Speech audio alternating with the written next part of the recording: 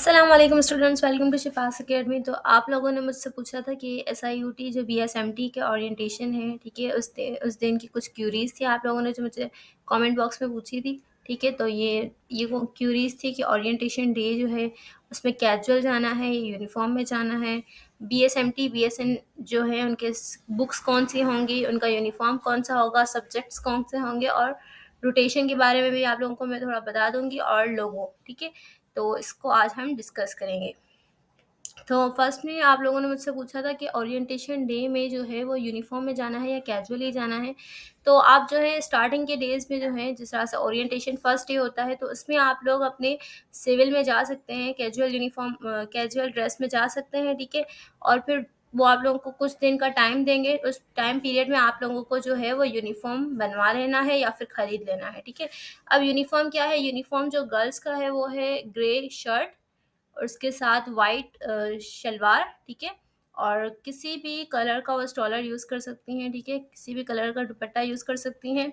ये गर्ल्स का है। और बॉयज़ के लिए जो है वो स्पेसिफिकली ग्रे शर्ट है और उसके नीचे पैंट होगी। ठीक है, और उसके नीचे आई गेस ग्रे ही है, ग्रे पैंट ही होगी। ठीक है, या फिर कोई भी ब्लैक वगैरह पैंट यूज़ कर सकते हैं वो। बॉयज़ का इतना मुझे याद नहीं है। ठीक है, तो और जो है ये आप लोगों को समझ में आ गया कि कैजुअल में जाना है यूनिफॉर्म में, ये आप लोगों का क्लियर हो गया। और उसके बाद है बीएसएमटी और बीएसएन बुक्स के बारे में।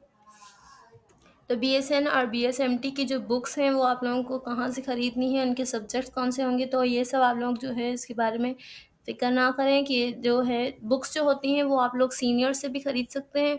ठीक है, वो आप लोगों को हाफ़ प्राइस में दे देंगे, और या फिर आप लोग जो है कहीं से भी बाय कर सकते हैं। ठीक है, उर्दू बाज़ार या ऑनलाइन कहीं से भी बाय कर सकते हैं। वो बुक्स जो हैं वो आप लोगों को जब गाइडलाइन दी जाएगी, ठीक है, जिसमें आप लोगों के सब्जेक्ट्स होंगे, ठीक है, और उसकी जो आउटलाइन होगी, ठीक है, तो उन सब में आप लोगों की बुक्स भी मेंशन होगी। फॉर एग्जांपल क्रिटिकल केयर होता है। ठीक है, तो क्रिटिकल केयर जो है उसमें 4 डिपार्टमेंट्स आते हैं। क्रिटिकल में आता है एनेस्थीसिया, और एनेस्थीसिया आता है, डायलिसिस आता है, रिस्पिरेटरी केयर आता है, और एक और कौन-सा है?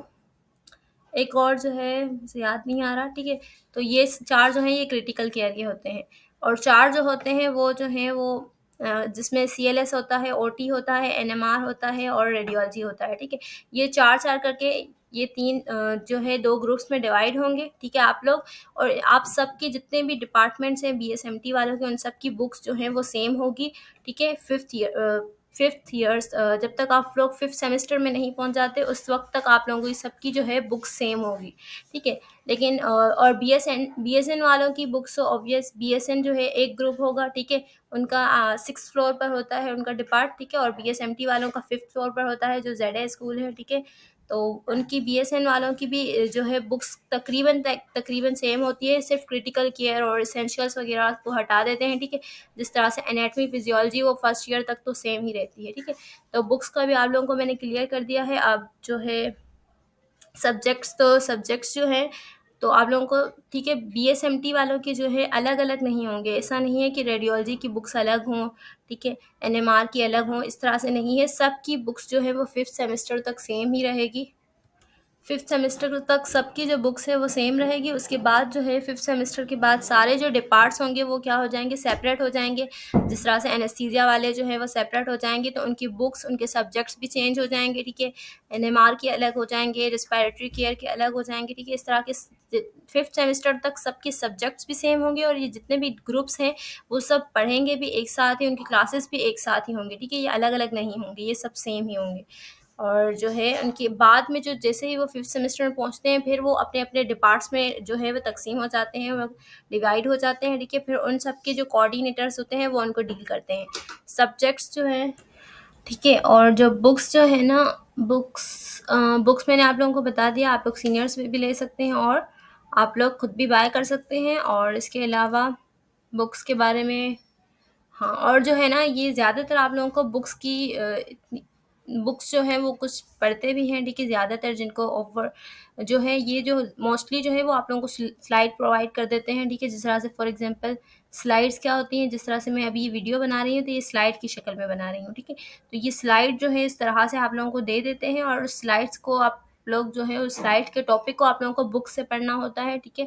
और इस तरह से जो है आप लोग अपनी प्रिपरेशन करते हैं, ठीक है? तो ये मोस्टली स्लाइड खुद ही प्रोवाइड कर देते हैं, जिसमें काफ़ी अमाउंट में इन्फॉर्मेशन होती है। मज़ीद इन्फॉर्मेशन के लिए उन टॉपिक्स को जो है आप लोग बुक से पढ़ते हैं, ठीक है? तो ज़्यादातर जो है इनके पास डिजिटल सिस्टम है, तो वो स्लाइड प्रोवाइड करते हैं। और यूनिफ़ॉर्म भी डिस्कस हो गया, सब्जेक्ट्स भी सब्जेक्ट्स जो हैं वो फर्स्ट सेमेस्टर में बीएसएन वालों का इतना मुझे आइडिया नहीं है, लेकिन उनका एनाटमी, फिज़ियोलॉजी, सेल बायोलॉजी ये तो मस्ट होते हैं। ये तीनों सब्जेक्ट बीएसएन के भी होते हैं, बीएसएमटी वालों के भी होते हैं और नर्सिंग असिस्टेंट्स के भी होते हैं, ठीक है? क्योंकि एनाटमी, फिज़ियोलॉजी तो इम्पोर्टेंट है और सेल बायोलॉजी भी इम्पोर्टेंट है, क्योंकि ये बेसिक्स हैं, ठीक है? फंडामेंटल्स होते हैं ये।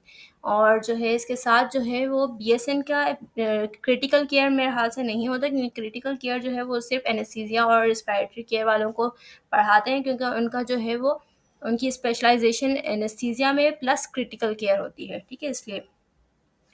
और जो है और कौन से सब्जेक्ट्स हो सकते हैं, ये 3 मेजर होते हैं, ठीक है? और बाकी जो माइनर सब्जेक्ट होते हैं ना, वो सबके डिफरेंट होते हैं, ठीक है? जिस तरह से बीएसएन के डिफरेंट होंगे, बीएसएमटी के डिफरेंट होंगे, ठीक है? और जो है आप लोगों को रोटेशन का भी बता देती हूँ। रोटेशन जो है आप लोगों की रोटेशन क्या होती है, रोटेशन का मतलब होता है हॉस्पिटल में रोटेट करना। फॉर एग्जांपल जिस तरह से क्रिटिकल केयर जो बीएसएमटी के स्टूडेंट्स होते हैं, ठीक है? अगर वो सीएलएस के होंगे तो वो लैब्स वगैरह में जाएँगे, ठीक है? वहाँ पर अपना काम सीखेंगे, ठीक है? क्योंकि हमें सिर्फ थ्योरी नहीं पढ़नी, हमें प्रैक्टिकल भी करना है, ठीक है? प्रैक्टिकली भी हमें आना चाहिए। तो ये रोटेशंस जो हैं आप लोगों की पहले बहुत साल पहले, ठीक है? ये रोटेशन फर्स्ट सेमेस्टर से ही लगाते थे, लेकिन अब जो है ये 3-4 साल से क्या कर रहे हैं, बीएसएमटी वालों की रोटेशन जो है थर्ड सेमेस्टर से लगाते हैं, मतलब सेकंड ईयर से लगा रहे होते हैं, ठीक है? तो रोटेशन जो है अभी आप लोगों की नहीं लगेगी, रोटेशन में हॉस्पिटल सेटअप देखना होता है, ठीक है आप लोगों को? और रोटेशन में आप लोग जो है आईसीयू वगैरह और इमरजेंसी, इसके अलावा ओटी वगैरह में आप लोगों को भेजा जाता है, ताकि आप लोग जो है वो काम सीख सकें।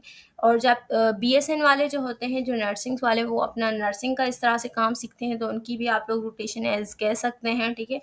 और वो इसमें अपना काम सीख रहे होते हैं, मेडिसिन जिस तरह से आईवी वगैरह, ठीक है, कैन्युला, ये सब सीख रहे होते हैं अंडर सुपरविज़न। किसी सीनियर जो होते हैं उनके अंडर सुपरविज़न ये सब काम कर रहे होते हैं, ठीक है? और लास्ट ईयर जो होता है वो इंटर्नशिप का होता है, आप लोगों को पता होगा, जिसमें क्या होता है, बीएसएमटी वालों की भी स्टाइपेंड बीएसएमटी वालों को भी कुछ अमाउंट का जो है वो सैलरी दी जाती है, ठीक है? और जो बीएसएन वाले होते हैं तो उनकी तो स्टार्टिंग से ही स्टाइपेंड जो है वो उनको मिलता रहता है, ठीक है? अब लोगों की बात है, तो लोगों का जो ज़ेडए स्कूल, ठीक है? ज़ेडए स्कूल आप लोगों को अपना जो बीएसएमटी वालों को अपना लोगो बनाना है, ठीक है? अब वो लोगो जो है ना, वो अपने जो ओवरऑल कोट होता है, ठीक है? जिसको ओवरऑल हम कहते हैं, जो कोट होता है, लैब कोट भी जिसको आप लोग कहते हैं, उस पर आप लोग जो है एम्ब्रॉयडर्ड करवा दें, मतलब जो है आप लोग किसी भी दुकान पर जाके उनको कह दें कि कढ़ाई करके दे दें, कढ़ाई जो है उसमें ज़ेडए लिख के दे दें, ठीक है? वो जो धागे से वो करते हैं, ठीक है? उससे आप लोग ज़ेडए लिखवा सकते हैं, ज़ेडए स्कूल भी लिखवा सकते हैं, ठीक है? चाहे तो आप लोग स्पेसिफिकली अपना डिपार्टमेंट भी लिखवा सकते हैं, या बीएसएन जिस तरह से बीएसएमटी, एनेस्थीसिया, ये जो आप लोग एडिशनली लिखवा सकते हैं। लोगो तो ये प्रोवाइड नहीं करते, तो आप लोगों को इसी तरह से करना होता है, किसी भी शॉप पर जाके आप लोगों को धागे से ये लिखवाना पड़ेगा, ठीक है? वो लिख कर भी आप लोगों को दे देंगे, ऐसे कोई प्रॉब्लम की बात नहीं है। तो बीएस बता दिया, बीएसएमटी का यूनिफ़ॉर्म फर्स्ट सेमेस्टर से थर्ड सेमेस्टर आप लोगों को पता है, ग्रे शर्ट, वाइट जो है वो शलवार, या फिर जो भी आप यूज़ कर सकते हैं, पैंट भी लड़कियाँ करती हैं, और जो है स्टॉलर किसी भी कलर का आप लोग यूज़ कर सकती हैं। और बॉयज़ का भी मैंने बता दिया, ये थर्ड सेमेस्टर तक या फोर्थ सेमेस्टर तक चलता है, ठीक है? फर्स्ट से फोर्थ सेमेस्टर तक। उसके बाद जो है आप लोगों का ये वाला यूनिफ़ॉर्म होता है, ठीक है? ओवरऑल, ठीक है? फर्स्ट और थर्ड सेमेस्टर में इस ग्रे शर्ट के साथ आप लोगों को ओवरऑल, मतलब जो लैब कोड होता है वो भी आप लोगों को लाज़मी है, वो आपके यूनिफ़ॉर्म का हिस्सा है, ठीक है? ये बीएसएमटी वालों का है। लेकिन जैसे ही फोर्थ सेमेस्टर या थर्ड सेमेस्टर स्टार्ट होता है, आप लोगों को ये जो है हॉस्पिटल में जाना होता है, तो आप लोगों को ये होता है, ये वाला यूनिफ़ॉर्म होता है, ठीक है? आप लोगों को समझाने के लिए मैंने पिक्चर्स भी लगा दी हैं। लेकिन ये किसी स्पेसिफ़िक कलर का नहीं होता, इसमें पिंक भी होता है, मैरून भी होता है, ब्लू भी होता है, ठीक है? वो अलग-अलग डिपार्टमेंट्स के हिसाब से होता है।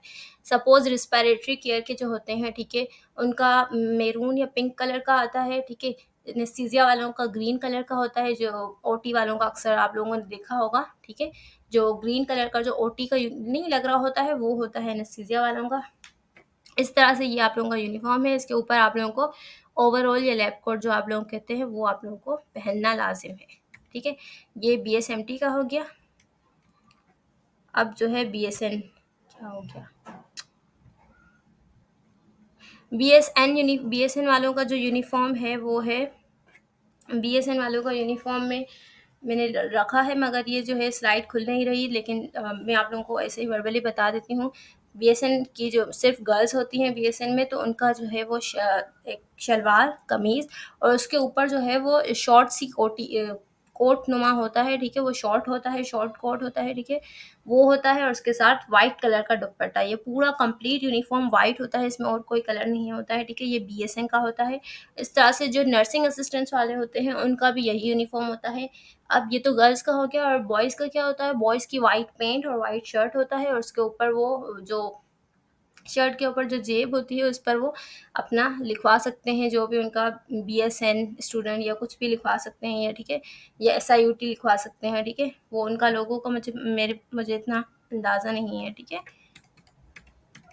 ये कोशिश कर रही हूँ, मगर ये बीएसएन यूनिफ़ॉर्म जो है इसकी स्लाइड खुल नहीं रही, ठीक है। तो आप लोगों को आई होप समझ में आ गया होगा, और अगर फिर भी फर्दर कोई क्यूरीज़ होंगी तो आप लोग मुझसे कमेंट बॉक्स में पूछ सकते हैं। इंशाल्लाह मैं अगर आप लोगों का जल्द से जल्द आप लोगों को रिप्लाई करने की कोशिश करूँगी। Thanks for watching. वीडियो को लाइक शेयर एंड सब्सक्राइब करते हैं ताकि मुझे मोटिवेशन हो आप लोगों के लिए मज़ीद वीडियोज़ बनाने की।